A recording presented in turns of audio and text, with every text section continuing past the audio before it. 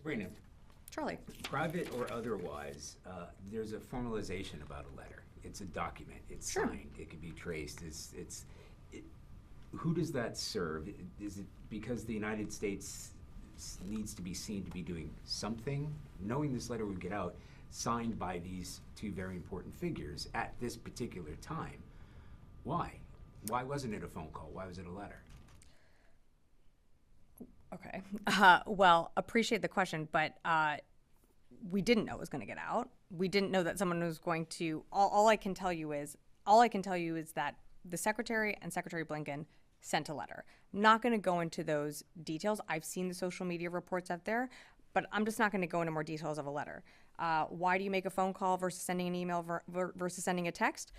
Look, I'm not going to go into the decision making of why a letter versus a phone call, but it was meant to be a private correspondence between two senior administration officials, from the Department of Defense and Department of State to their counterparts.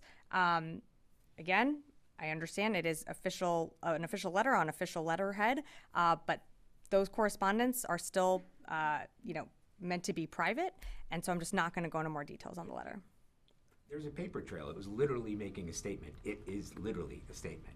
Yeah, but Charlie, you also have to understand that we do statements that are press releases that are for press consumption.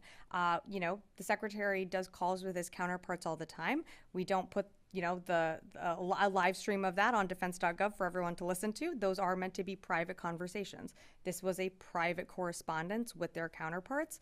Again, I'm just not going to be able to go into more details on the letter. Ask about the FAD. Sure.